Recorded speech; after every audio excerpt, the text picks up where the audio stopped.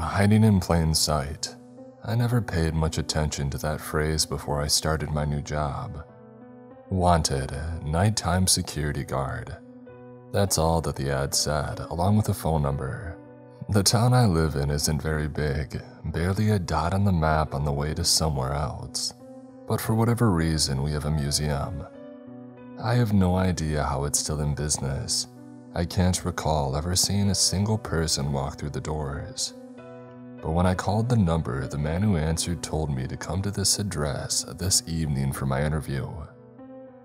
He seemed a little overexcited that I had answered the ad.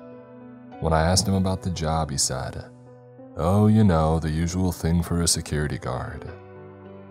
I've read some pretty unusual things about security guards in subreddits, but I'm sure those stories are made up. Walking up the wide stone steps built to accommodate crowds of people was a little intimidating and creepy with nobody for company besides the glowing lamps mounted on these sides of the railings. The whole thing gave off a very dystopian ghost town zombie apocalypse vibe. I guess these stone gargoyles staring down at me didn't help much. I gazed into their eyes, half expecting them to jump down and carry me off to be sacrificed to Gozer.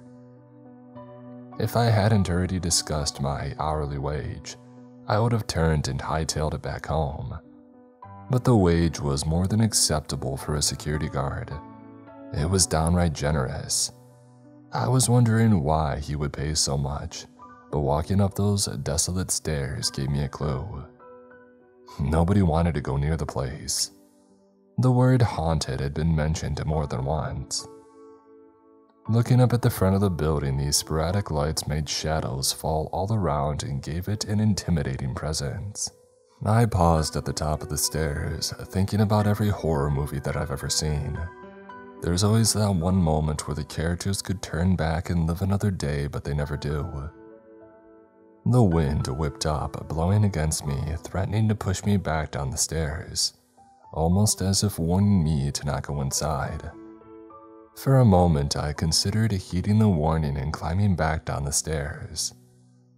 Knowing that my rent and car payment were due made me reevaluate that decision. I stepped up and opened the door, wondering if I would ever come out. Fully expecting the door to creak on its hinges, I was pleasantly surprised when it opened silently and with little effort, despite feeling quite heavy. The ornate decorations and beautiful decor took my breath away.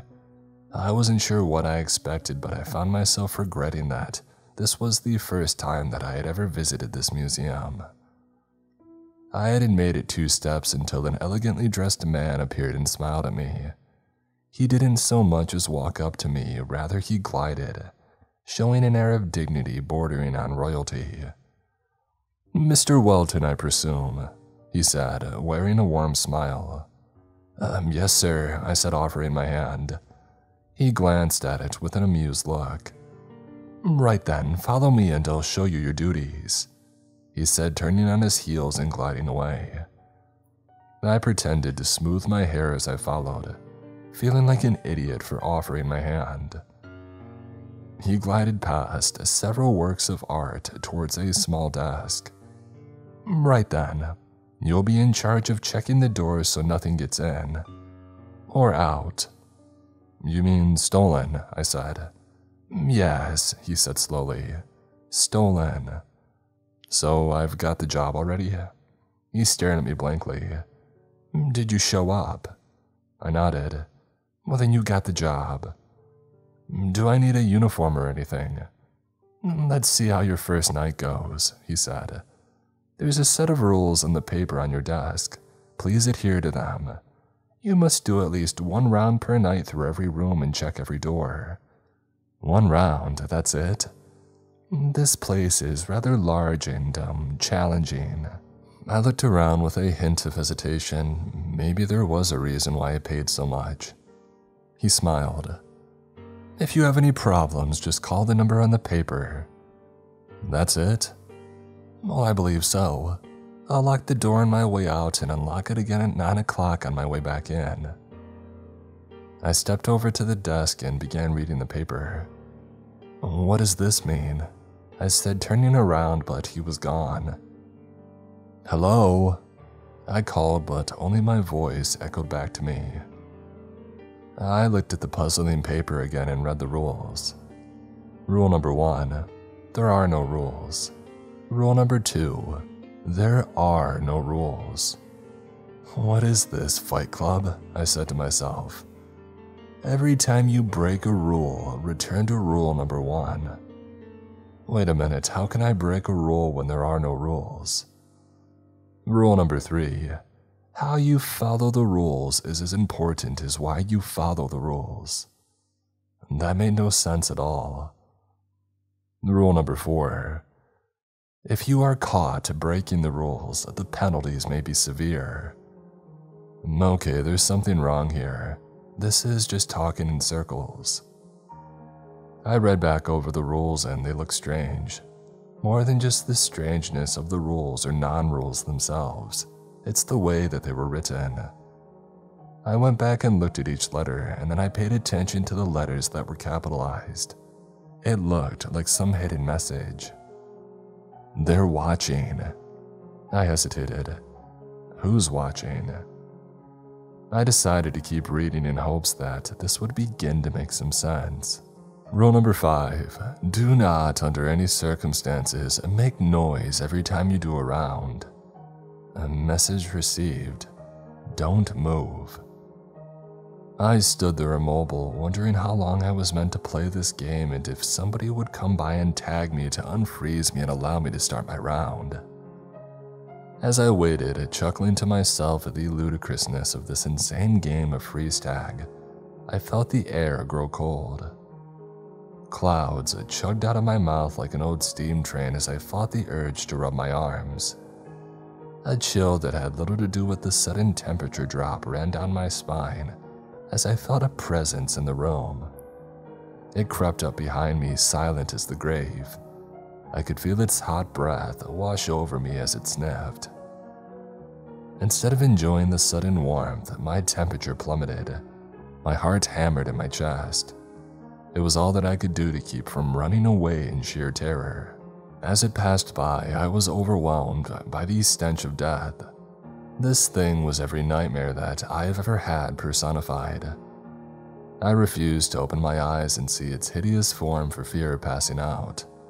Instead, I was focused on imitating a statue, which was nearly impossible with my freezing body aching to shiver in frozen dread.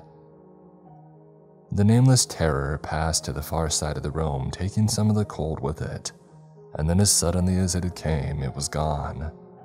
The room returned to a normal temperature, but I waited a few moments before moving just to be sure. Once I felt that it was safe, I nearly collapsed to the floor in relief. After giving myself a moment to recover, I glanced at the paper with a newfound fear. Was this a harbinger of doom or a warning label meant to keep me safe? Unsure if I wanted to read the rest, I took a moment to reevaluate my current career choice. Could I just walk out and say I quit? After a brief internal debate, I decided it wasn't worth the money if I was about to be dragged through a portal to the underworld. And just a short time ago, I would have considered that thought laughably ludicrous, but it was seeming more plausible by the moment. I started toward the exit door with every intention of calling and telling my boss that I wouldn't be finishing the shift, but unfortunately the door had other plans. When I pushed on the crash bar, nothing happened. I tried turning the deadbolt, but it refused to move. After a few minutes of futility, I gave up, frustrated and determined to just sit in this room until morning came around. Sitting at the desk, I spun around in the chair waiting for the next 9 hours and 13 minutes to pass quickly. 5 minutes later, out of sheer boredom, I glanced at the paper. Rule number 6. You can't just sit at the desk and wait for the door to open upon the ending of your shift. Suck it up. Are you serious? I said in frustration. Somebody thinks they're funny, huh? Glancing back at the paper below Rule 6 was 3 letters. Yes, I backed away and got up to do my round, if nothing else to get away from this all-seeing sheet of paper that I had grown afraid to look at. Hesitating, I reached for the door to the room where the nightmare had disappeared. Glancing up, I saw a slip of paper taped to the door. It said, "The only way out is through." Sighing heavily, my trembling hand turned the knob and slowly opened the door. As I closed it, on the other side was another slip of paper, and this one said, "Avoid eye contact and you'll be fine." Confused by the cryptic statement, I turned and realized what it meant. The room was full of stuffed creatures of many shapes and sizes. Most of them seemed to be mythical in nature of the cryptid variety. There was a Bigfoot, a skinwalker, a dogman, a Jersey Devil, a Wendigo, and many others. As my eyes scanned the room, I noticed movement. It wasn't much, but it was enough. The skinwalker turned its head just slightly to look right at me. I quickly darted my eyes away in fear and disbelief when the dogman turned its head to stare at me. As panic coursed through my veins, I turned to go back through the door, remembering what the piece of paper on both sides of the door said. "The only way out is through, and avoid eye contact and you'll be fine." I felt the last statement was akin to saying, if you hold on tight enough on a roller coaster, you won't need the safety harness. Aiming my eyes at the floor, I turned and started toward the far side of the room. I hoped that all they would do was watch, but that hope was dashed. I heard growls and footsteps from all around the room. Hesitating, I wondered if I would need a clean pair of pants by the time I reached the far side. That is, if I survived. The sounds of footsteps grew louder behind me when suddenly, there was a pair of hairy legs blocking my path. I stopped as a low growl made the air vibrate. "Oh dear God," I whispered, knowing that my life was about to end horribly and painfully. Fighting the urge to look up, I sidestepped and went around the legs, hoping to pass unnoticed.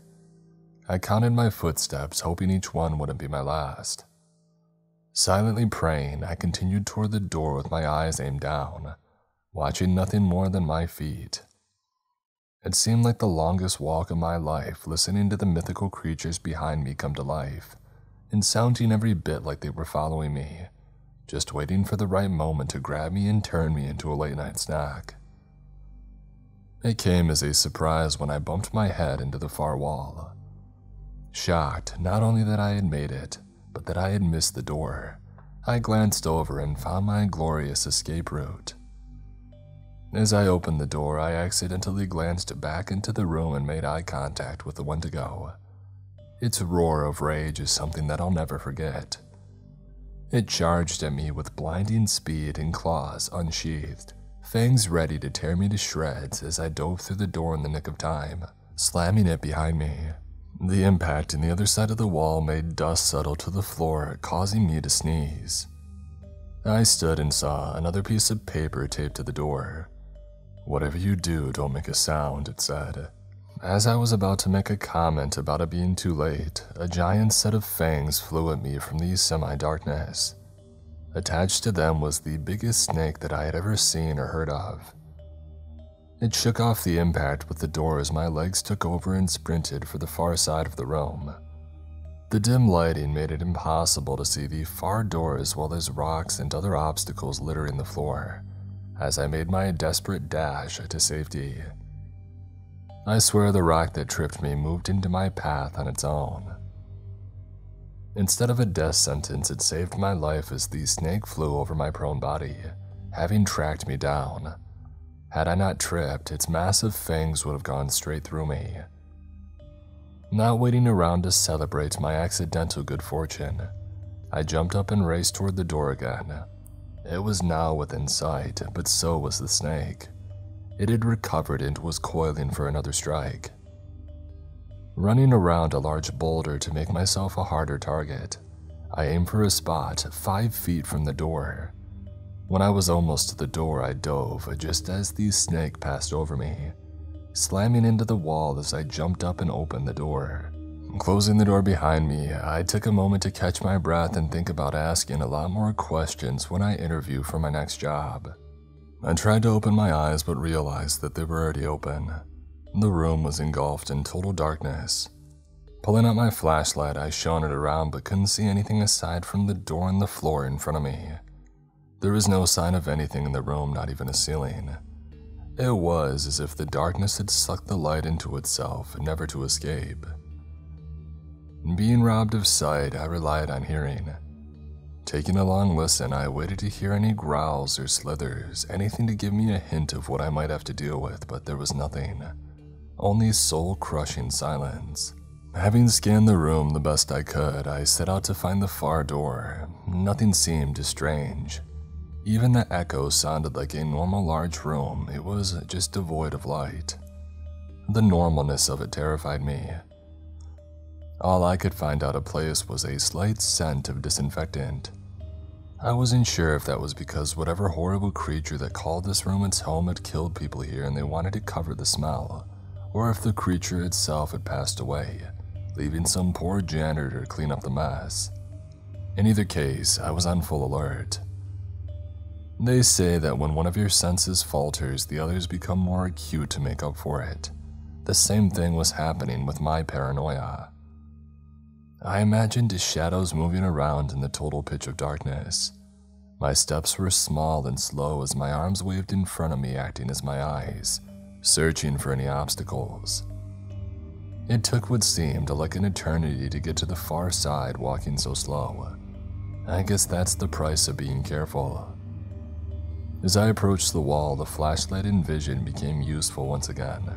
I must have gotten off track as I walked because the door was far off to the side. I had to walk a good 50 feet along the wall to find it. When I opened the door, I was greeted by a horrible sight. The snake was coiled up in front of it, and I quickly shut the door as it prepared to strike. Why would they have two snake rooms? But then why wasn't much of a relevant question in this place. My mind came up with a terrible answer. It wasn't a second snake, it was the same one. I must have gotten turned around in the darkness and done a circle. As my brain had to go around with denial, I tried to figure out a way to get across this room without unintentionally doubling back. Keeping in mind that even though I had yet to see or hear anything in this room, didn't mean it wasn't there. Searching for any ideas, I looked down at my flashlight, and then squared my shoulders against the wall to regain my bearings, and tossed the flashlight straight in front of me. It landed with a loud clatter and then rolled around in a playful circle before coming to rest. If there was anything in the room, most likely I had just woken it up and showed it exactly where I was. I stood still and listened. After a few minutes, I didn't hear any movement. It seemed safe to walk to my flashlight and pick it up, and toss it another 15 feet, hopefully in a straight line. I did this the whole way across the room, still listening for sounds but becoming more confident with each step that I wouldn't hear any. The door was just a few feet to the side of where I had aimed. Somehow I had gone in a straight line. Grabbing the doorknob, I slowly turned it so as to not alert the snake if by some trick I ended up back in that room. But there was no trick and no snake. The door opened to blinding light. I covered my eyes to give them time to adjust. Once they had acclimated, I looked around at a beautiful room full of clouds. There were even clouds on the floor.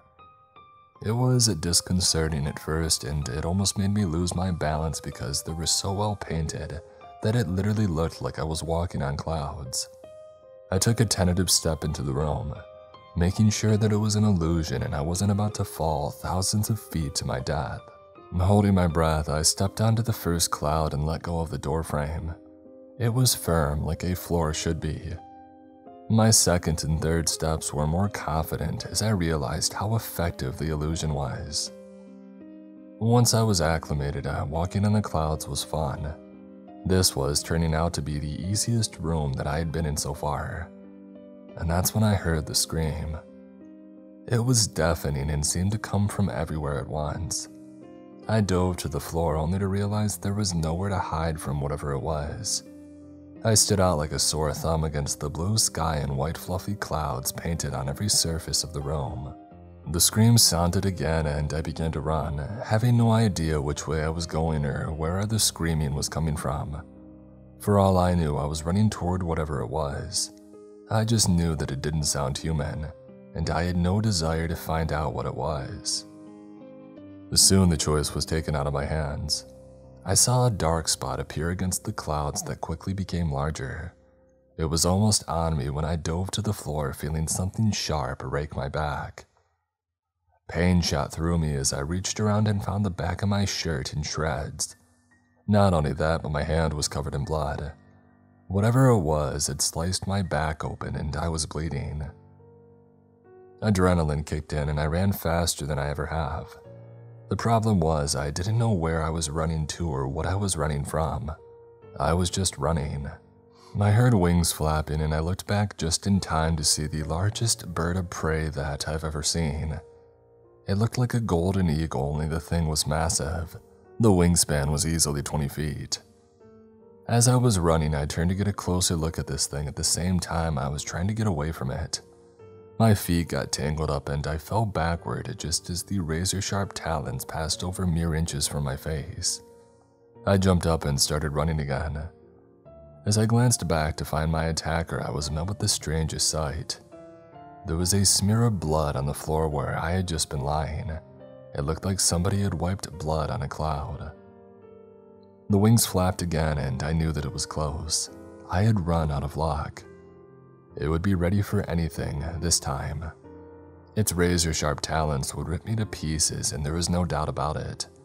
There was only one option. I jumped and whipped around in midair, throwing my flashlight as hard as I could. It connected with its head that was mere feet away. It screamed and dove off to the side, impacting with the floor so hard that I felt the vibration, and landing in a heap. I didn't stop to check on it.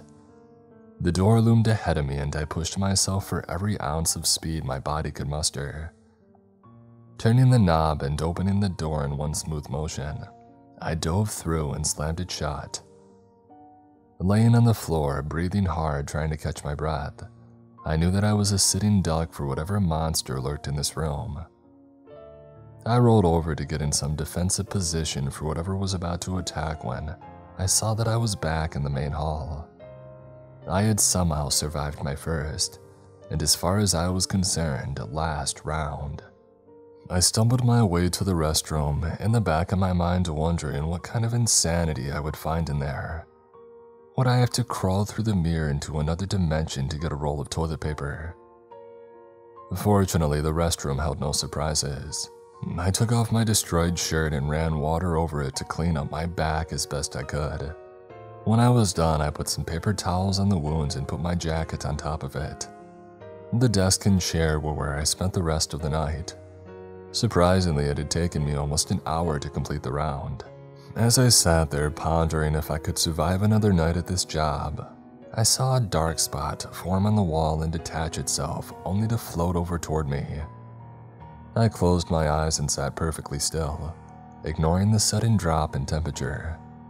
The stench of death surrounded me, but I refused to move. For a moment, I thought that I heard a sound like sniffing, and then it seemed to diminish. Once the temperature rose again, I opened my eyes and the apparition was gone. As bored as I was for the next few hours, I wasn't tempted to do another round, not even in the slightest. When 9 o'clock rolled around, the boss appeared and glided over to me wearing a little grin. "I see you managed to make it through. Congratulations, you're the first one in some time." "The first one to make it through a single round." He nodded. "How many others have there been?" I said with a haunted look in my eyes. He shook his head. "Oh, let's not worry about that, shall we? Here's the amount that we agreed upon." He handed me a stack of bills and I gladly took them. "Would you be interested in staying on and being my permanent nighttime guard?" I looked at the money inside. As much as I would like to, I don't see how this job could be called permanent when the mortal danger is so real. "Oh, it is a challenge, I'll admit. However, you rose to it last night. I'm prepared to offer you twice the amount I gave you if you agreed to stay on." I stared at the fistful of money and imagined not having to struggle with bills or any other expenses. And then I turned a little and my back painfully reminded me of the dangers. "I'll have to think about it," I said. "While you're thinking, consider this. You have yet to see the basement." "Basement?" He nodded. "It's considerably more challenging. I'll let you know." "Very well, you can see yourself out. I recommend getting that back attended to." And with that, he vanished into thin air right in front of my eyes. I looked at the money, wondering if it would vanish as well. Fortunately, it remained firmly in my grasp as I walked toward the front door. For some reason, I felt hesitant to open it and leave. It was as if some force was exerting itself against me, like the museum didn't want me to go. It wasn't a pleasant feeling, more like a dog losing its favorite toy. I pushed the doors open and laughed. This whole ordeal made me ponder my concepts of reality as well as being terrified of the day when the things in the building would escape. The big question was, did I need the money that badly? Was I willing to put myself in mortal peril just for a few measly dollars? I turned and looked back at the museum. In the daylight, it looked innocent. None of the terrors that lay within showed on the outside. As I turned to head home, I swore that I saw a fleeting glimpse of the apparition. It seemed to be following me. I looked again and it was gone. It must have been my imagination. I'm an idiot, I thought as I walked down the dark street, carrying a backpack full of stuff that I wasn't even sure I needed. But who knew what I would need when I was going back to a haunted museum to sacrifice myself? Guard the place for the night. I went home and did a lot of soul searching about staying on as the night watchman. Translation: I watched some Ben Stiller movies about museums, and then fell asleep listening to this story on YouTube about a park ranger who turned into a cryptid hunter. After paying my bills, I had money left over, so I went shopping for some things that might help me live through the night. Do my guard job a little better. Yeah, that's it. Unfortunately, I didn't have a magical store like that cryptid hunter did. When I asked the lady at my local Dollar General if they carried tranquilizer guns, she looked at me like I had grown a third head. I decided to improvise. I bought a Nerf gun and several bottles of hot sauce, extra spicy, and then got a few more flashlights plus batteries too. And duct tape because you always can use that. I grabbed a few more things that caught my eye, and the biggest backpack that they had along with a heavy jacket, some extra clothes, and a lot of bandages, because my back wasn't healed yet and I wanted to be safe rather than sorry. As I walked down the street in my heavy-duty clothes with a thick jacket, a full backpack strapped to my back, more than one car slowed down as the people stared at me. Unfortunately, one of those cars happened to belong to the local sheriff. "Evening," he said as he pulled up beside me and matched my pace. "Evening, sir," I said, feeling the same feeling that everybody does when a cop pulls up behind them. What did I do? What have I ever done in my entire life? He knows everything and he's coming to take me to jail for that thing that I did a long time ago. "You feeling a little cold tonight?" he said, looking at my jacket. "Just heading to work," I said, starting to sweat. "Where do you work at?"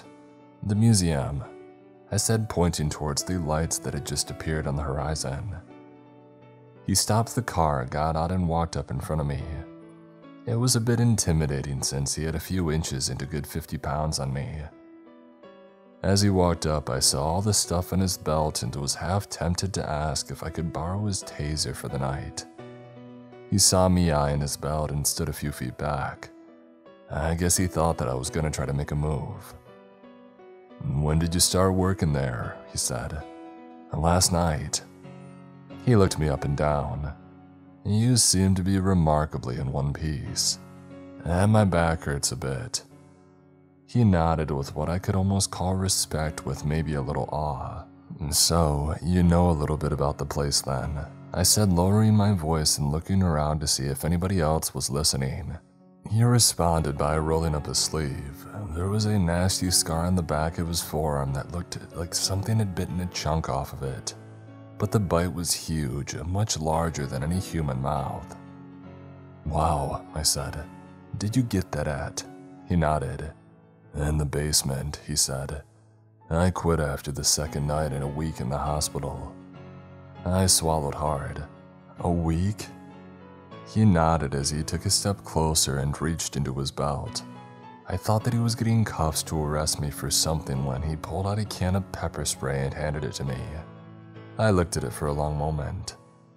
"Go ahead, take it. You'll need it," he said. I took the can and stashed it in my backpack. "Thanks." He nodded and then walked back around and got in his car. "Tell the curator that Ted sends his regards," he said as he got in the car. I stepped over and leaned in the window. "Any advice for dealing with the basement?" I said. He thought for a long moment. "And when you get stuck, just remember, up is down." "Okay," I said, hoping for something a little less cryptic. "And if you do make it through the night in one piece, come see me at the station. Anybody who can make it 2 nights in that place, I'd consider hiring as a deputy." I nodded and he nodded back and then drove away. In a way, it was nice to know that somebody else had done this job and made it out alive. Of course, that someone being the sheriff was a nice bonus. At least I knew I wasn't crazy. The rest of the walk, I had a little bounce in my step. Instead of trudging to my doom, I started thinking that I can do this. When I stood at the bottom of the steps once more, it didn't seem nearly as scary as last night. I nodded to the gargoyles for some odd reason, and then I climbed the stairs and opened the door. I was a few minutes early, so I went over and sat my backpack beside the desk and went to the bathroom. When I came back out, the curator was standing near the desk, smiling. "I am so glad you chose to return," he said, "and looking somewhat more prepared." "I hope so," I said. "Will I have to do a round upstairs and in the basement?" "No, I believe the basement will take up much of your time this evening." As relieved as I was to not have to do both, his statement worried me a bit. "Oh, I almost forgot. Ted sends his regards," I said. His smile grew broader. "Ah, so you've spoken to the sheriff?" Only in passing, he wanted to know what I was doing with the backpack. He glanced down at the pack with what I would almost call an amused look. "Well, I'm sure he was professionally curious. If you see the sheriff again, tell him he's more than welcome to return for a visit. During daytime hours, of course." "I'll let him know." "Well then, I'll let you get to it, unless you have any questions." "Only one," I said. "What would happen if I had talked to the apparition in this room?" His smile faltered. "I wouldn't. Not even I talked to him." He nodded and glided away, leaving me alone. But I wondered if I was ever really alone here. With so much supernatural happening in this place, I wondered how many entities watched, invisible to the human eye. I shook off the thought and focused on getting ready. There was another piece of paper on the desk, but it was blank. "What? No stupid rules tonight," I said. "My rules aren't stupid." It appeared on the paper. "Really? There are no rules. There are no rules." "Oh, that was to give you the hidden message." It appeared on the paper. "I couldn't come right out and say it. Where's the challenge in that? Maybe I should challenge you with a paper shredder." "That's it. No rules for you tonight. No help, no hints, nothing." I paused to reflect on the fact that I was having an argument with a piece of paper. Unfortunately, it wasn't the strangest thing that I had done in the last 24 hours. As I glanced down at the paper, I felt the room grow cold. Instantly, I froze in place and I looked at the floor. The apparition came right up to me and I could feel it. The warmth, the stench of death. I refused to move, however, I did keep my eyes open. I saw a pair of human-looking feet, but they were rotting, decaying flesh, barely held onto the bones as they hovered right in front of me. Even though I knew what to do, my mind was going spastic, telling me to run, to get away from this thing at all costs. My reaction was to stay as still as possible. It sniffed me and then turned and drifted away. Once the temperature in the room went back to normal, I looked up and it was gone. Wiping the sweat on my forehead, I glanced back at the paper. See, you wouldn't have known to do that if it wasn't for me. You're right, I said. I apologize. Would you please help me this evening? There was a long pause before a single word appeared. No. I reached into my pocket and pulled out a disposable lighter. What do you think you're doing? I flicked the wheel and the flame sprang to life. This isn't funny. I held the paper a few inches above the flame and waited. You think you can threaten me? I lowered the paper a little closer to the flame. How about you burn? You first, I said, lowering the paper a little closer so that the smoke from the flame licked it hungrily. All right, I'll do it. I released the button and the flame disappeared. A map appeared on the paper, at least a partial map. It showed the way to a stairwell and at the bottom a corridor, and then it faded to nothing. What good is this thing if I can't see what's down there? Guess you'll have to find out yourself. I relit the lighter. I'm sorry, I'm not allowed to show anymore. Alright then, how about some of the rules? Rule number 1, don't get killed. Yeah, very funny. I'll give you a little more. A red dot showed up in the map in the far corner of it off to the left, but no rooms were visible, so I had no idea where it actually was. What is that? You'll want to stay away from that. Why? But no more words came, no more bits or pieces of the map. Fine, I said, tossing the paper on the desk, taking a picture of it with my phone and then picking up my pack. I'll make it without you. And then I started off toward the stairs. They were not well marked. I got to the end of the hallway and there were 3 doors staring back at me. I looked at the picture of the map that showed the right door was the one to the stairwell. It didn't show what was behind the other doors. Even though my curiosity was piqued, I didn't dare open a door that I wasn't supposed to. Making it through the night would be hard enough without adding extra complications. I opened the stairwell door and stared into total darkness. I had learned my lesson from last night. Reaching into my pack, I pulled out a light on a headband and I turned it on, and then grabbed one of the regular flashlights and ignited it. The stairway was made of wood that creaked with every step that I took. Did I really expect any less? I said to no one. I made sure to check at each turn that nothing was waiting to jump out at me.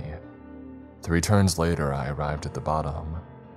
The floor looked old but nondescript. It could have been concrete, but it was so dusty that I couldn't tell for sure. In front of me stretched a hallway with stone walls on each side. There were no doors, no windows, no decorations of any kind. As ornate as the main hall was, this was the opposite. Nothing special about it. Slowly, I made my way to the end, checking behind me as I went. When I reached the end of the hall, there was a T-junction. I could turn left or right. Peeking around the corner and looking each way, they both seemed identical. Glancing at the map on my phone, I saw the red dot way off in the corner to the left. I turned right, trying to keep as much distance between me and whatever that dot represented. This hallway looked exactly like the last one, but there was something different. It wasn't a chill in the air, more like a heaviness. I slowed and flashed my lights all around, looking for anything that might be getting ready to attack me. With each step, the air grew stale. The heaviness made it hard to breathe. I felt like I was being pulled down into the floor. Looking down, I gasped. My feet were gone.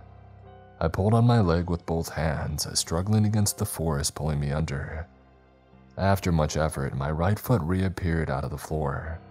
I did the same on the other side and my left foot reappeared. I quickly backed away before I could get sucked in again. The floor appeared to be no different, but this strange paranormal quicksand made me turn and go back the other way. Hopefully, I still had room to avoid the red dot. As I walked, the heaviness didn't go away. It's as though I had brought something back with me, weighing me down. I passed the hallway to the stairs on my way to the other side. The end of this hallway opened up into a large room. Looking around, I saw dents along the wall. The room was sparsely decorated. There were lit torches on the bare stone wall every 10 feet or so. In the far corner, something caught my eye. I stepped up to it, checking all around first and finding a full-length mirror. Staring into it, I saw why the sheriff had stopped me. I looked like a combination of a petty thief and the Unabomber. Taking the opportunity, I straightened my hair in the mirror. As I stared into it, a face appeared behind me. I whipped around, but nobody was there. Puzzled, I scanned the room for the interloper, when strong hands grabbed me and pulled me inside the mirror. I flailed my arms around, trying to grab my captor and regain my balance at the same time, but it was futile. I was falling backwards, just like in my nightmares, and there was nothing that I could do but fall. After what seemed like forever, I landed on my back on a hard floor, knocking the wind out of me. While I struggled for my breath to return, I looked around the room. It had stone walls, but the floor was ornate, like the floor of the main hall. Red eyes glared back at me from the corner and slowly approached. As it came closer to my light, I recoiled. It looked like the biggest dog that I had ever seen, only it had no fur. It was like somebody had skinned it alive and then left it to go terrorize unwitting visitors. Drool slid around sharp-looking fangs and dripped to the floor, leaving a trail leading right up to me. I was helpless. Try as I might, I couldn't catch my breath. My hand unzipped the bag and reached inside. It found a round canister that I was looking for and whipped it out, ready to attack, only to find that I had grabbed the wrong can. I was holding garlic powder instead of pepper spray.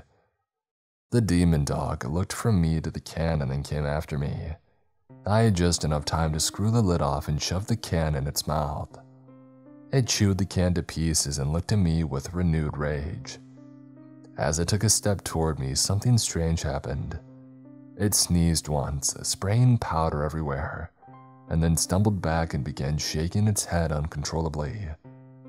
It stumbled around like it was drunk and then ran away, slamming into walls as it went. As I ran away, I glanced back to see it rolling on the floor furiously, pawing at the sides of its mouth.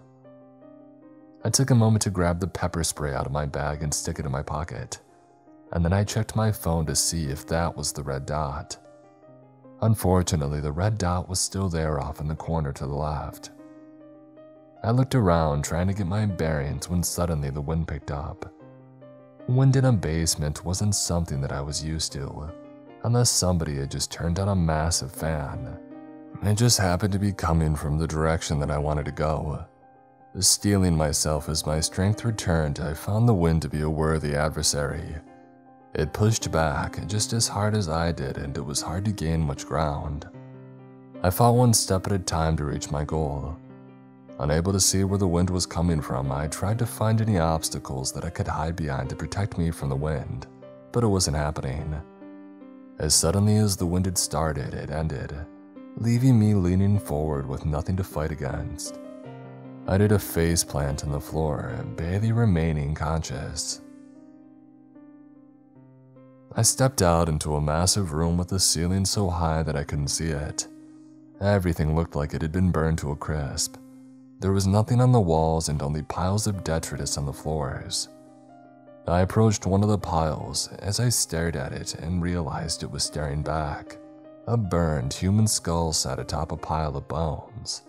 Quickly backing away, I ran into another pile. My eyes grew wide as I tried to get away from both of them. Standing in the middle of the room, I counted 12 piles in total. 12 sets of charred human bones.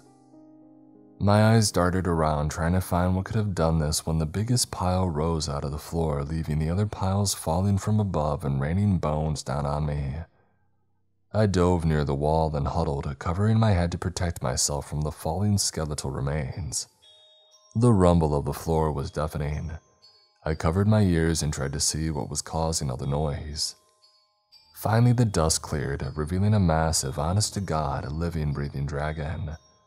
I was stuck somewhere between awe and terror. When it turned its huge, scaly head and looked right at me, awe fell away and only terror was left. I pulled out my can of pepper spray and held it in my shaking hand. The dragon narrowed its eyes at me, making me shake all over and nearly lose my bladder control. It drew close to me and sniffed, first at me and then at my pack. I dug into it, keeping a close eye on the dragon so I didn't get distracted and become a snack. I wondered what it would find so interesting when I stumbled across the hot sauce. Pulling out a bottle, I unscrewed the lid and then tossed it to the creature. It opened its massive fang-filled mouth and caught the bottle. I crossed my fingers and started scooching along the wall away from the beast as it focused on whether it liked the flavor or not. It wasn't long until a massive claw slammed down in front of me, blocking my path. Closing my eyes, I prayed for a quick death, but after a minute, nothing had happened. I opened one eye and peeked at the dragon. Its mouth was open like it was frozen in place. On a hunch, I opened another bottle and threw it in. It closed its mouth and I swear that it made a yum sound. The mouth opened again, creeping just a bit closer. I tossed in another bottle, glancing at the two remaining and wondering what would happen when the treats were gone. I had a sinking suspicion that I knew. With the next bottle, I held it up but didn't throw it immediately into the dragon's mouth. Instead, I threw it across the room as far as I could. The effect was immediate. It swung around and chased after it, nearly hitting me with its tail in its haste. I took advantage of the situation and ran behind it, hoping that would be the last place it looked. It wasn't long until it had found and devoured the bottle, and then turned back to where I had been. I stayed behind it, turning as it turned, playing a deadly game of hide-and-seek. The roar that it bellowed terrified me, but I knew that I had to keep my wits about me.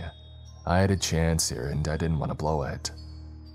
The dragon stomped around me where I had been, sniffing and slowly turning. I knew that it had caught my scent. There was one card left to play. I stood in the middle of the room, allowing it to find me, and I held up the last bottle. It lowered its head and I swear that it wagged its tail. While looking around, I spotted a door on the far end of the room. I threw the bottle in the opposite direction and waited a split second for it to chase the bottle before I sprinted toward the door. I was nearly there when I heard flapping. The giant feet landed in front of me, kicking up a cloud of dust that flooded my lungs and brought me to my knees in a coughing fit. As the cloud cleared, I saw two eyes staring at me, blocking my escape. I waited for death, knowing the beast knew that I had tricked it.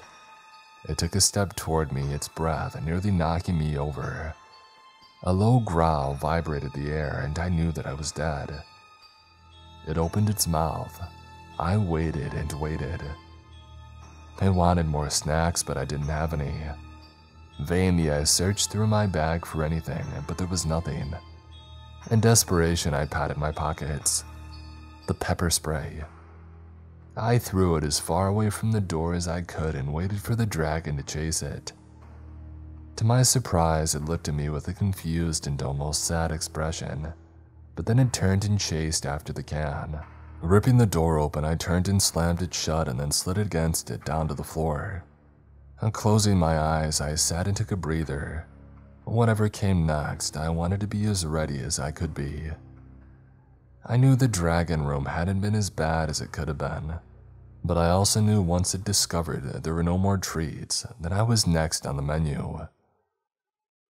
Opening my eyes and looking around the room, there was an eerie putrid glow coming from the two torches standing side by side, illuminating the mist that clung to the floor. The mist wasn't cool and refreshing. It felt hot, like it had come from the bowels of the underworld. I rested for a moment and then made sure that I had my pack strapped on and started toward the torches. As I arrived, a flame sprang to life on another set of torches in front of me. As I was led further into the room, my eyes darted left and right, waiting for a sneak attack. This continued further until I stood in front of a raised dais with a throne on it. Sitting on the throne was a nightmare. It was the most hideous creature that I had ever seen. It looked like a demon from a horror movie times 10. Horns covered every inch of its red skin. The thing was huge, easily dwarfing the massive throne. Its piercing eyes drilled into my soul, making me tremble. As soon as I saw it, I hesitated, wondering if I wanted to approach or if the choice had already been made once it saw me. My eyes shot to the sides of the room, searching for the escape door, but all I saw was a stairway. "Come forward," it said in a deep voice that sounded like 1,000 at once. It wasn't a request, it was a command. I took a single hesitant step. "You've done well to come this far, but your challenge in this room is one of choice. Before you there's a stairway. One side leads up and the other down. You must choose. One will lead you back to the main hall and the other will lead you to continued trails and torment. The choice is yours." 1,000 questions ran through my mind, but looking up into that terrifying nightmare face, they all died on my lips. I stepped over in front of the stairs as the creature watched me with a bemused look on its face. The stairs showed no indication of which choice to make. There were no symbols, no puzzle to figure out, no key to unlock, only a stark, brazen choice. Conventional wisdom would say up would be the side to pick, however nothing in this place was conventional. Moments passed like falling rain. Every thought of choices made paraded through my mind. The repercussions of the choice were great. I was tired and had enough of this place for the night. I wasn't sure that I would survive going deeper into the bowels of this ordeal. Suddenly, I was reminded of the words the sheriff had told me earlier this evening. Whenever you get stuck, remember up is down. Could it really be that simple? Could this be the thing that he was talking about? Maybe it meant something else and this was just a coincidence. The choice was immensely important. I knew I couldn't survive much longer down here. I decided to trust the only piece of information that I had. Stepping over to the downward stairs, I looked into the depths. The beast of the throne scoffed. "Are you sure?" "No," I said, looking from it to the steps. I proceeded down into the darkness, thankful that I had brought more flashlights with me. Turning one on and looking around, there was nothing special about the stairs. They were made of stone along with the walls and ceiling. They seemed to go on forever and there was no break, no landing, only constant darkness. Several times I paused and looked back up the endless stairs, attempting to go back. But in the end, I continued on with my choice. After what seemed like forever, I came to the bottom of the stairs. There was no door, no nothing except a floor and a mirror.